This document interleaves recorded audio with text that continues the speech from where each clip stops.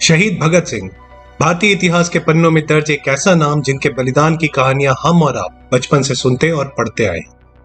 27 सितंबर 1907 को लायलपुर जिले के बंगा में, जो अब पाकिस्तान में है, पैदा हुए भगत सिंह महज 23 वर्ष की छोटी सी उम्र में हंसते हंसते देश के लिए फांसी के फंदे पर झूल गए थे। अगर आप इस चैनल पे नए हैं और ऐसे इंफॉर्मेशन में काफी इंटरेस्ट रखते हैं तो प्लीज सब्सक्राइब करें और बेल आइकन जरूर दबाएं। 23 मार्च 1931 वह तारीख थी जब अंग्रेजों ने उन्हें मौत दे दी। हालांकि उनके कार्यों ने देश के युवाओं को राष्ट्र की स्वतंत्रता के लिए हमेशा प्रेरित किया। उनके रास्ते पर चलकर बहुत से लोगों ने भारतीय स्वतंत्रता संग्राम में महत्वपूर्ण भूमिका निभाई।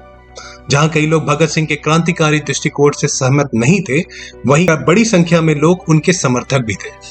ऐसे में इतिहास के पन्नों को पलटते हुए उनसे जुड़े कुछ रोचक तथ्यों को जानना दिलचस्प रहेगा। भगत सिंह शादी नहीं करना चाहते थे।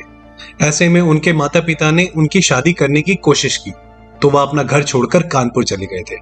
उन्होंने यह कहते हुए घर छोड़ दिया था कि अगर मेरा विवाह गुलाम भारत में हुआ तो मेरी घरवाली केवल मृत्यु होगी।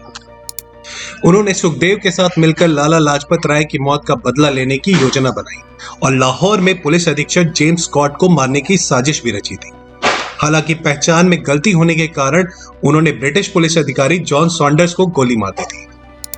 सिख होने के नाते भगत सिंह के लिए उनकी दाढ़ी और बाल बहुत इंपॉर्टेंट थे, मगर उन्होंने बाल कटवा दिए ताकि वह अंग्रेज उन्हें पकड़ ना सके। अंततः वह ब्रिटिश पुलिस अधिकारी जॉन सॉन्डर्स की हत्या के बाद लाहौर से भागने में सफल हुए थे।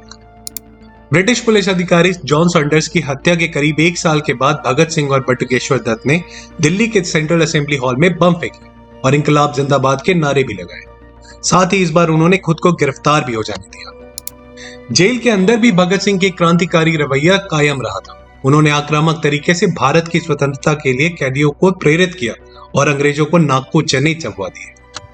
अपने मुकदमे की सुनवाई के समय उन्होंने अपना कोई बचाव पेश नहीं किया, बल्कि इस अवसर का इस्तेमाल उन्होंने भारत की आजादी की योजना का प्रचार करने में किया। उनको मौत की सजा 7 अक्टूबर 1930 को सुनाई गई, जिसे उन्होंने निर्भय होकर सुना। जेल में रहते हुए उन्होंने विदेशी मूल के कैदियों के साथ अच्छा व्यवहार करने की मांग की। उनके साथ इलाज में भेदभाव के विरोध में उन्होंने 116 दिन की भूख हड़ताल भी की थी। उनकी फांसी की सजा को 24 मार्च 1931 से 11 घंटे घटाकर 23 मार्च 1931 को शाम को 7:30 बजे कर दिया गया। उन्हें फांसी की सजा सुनाने वाला न्यायाधीश का नाम जीसी हिल्टन था। ऐसा कहा जाता है कि कोई भी मजिस्ट्रेट उनकी फांसी के समय उपस्थित रहने को तैयार नहीं था। उनकी मौत के असली वारंट की अवधि समाप्त होने के बाद एक जज ने वारंट पर हस्ताक्षर किए और फांसी के समय तक उपस्थित रहे। लोगों का कहना है कि भगत सिंह हंसते हंसते फांसी पर चढ़ गए और ब्रिटिश साम्राज्यवाद का नाश हो, या उनके द्वारा ब्रिटिशों के खिलाफ अंतिम नारा दिया गया था।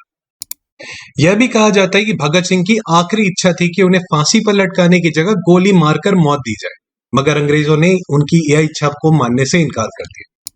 इस तरह भारत के सबसे प्रसिद्ध स्वतंत्रता सेनानी को केवल 23 साल की उम्र में फांसी दे दी गई। उनकी मृत्यु ने सैकड़ों लोगों को स्वतंत्रता आंदोलन में भाग लेने के लिए प्रेरित किया। वो आज भी हम जैसे देशवासियों के लिए प्रेरणा स्रोत हैं।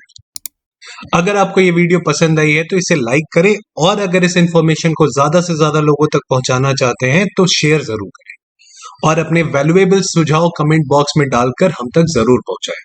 जय हिंद।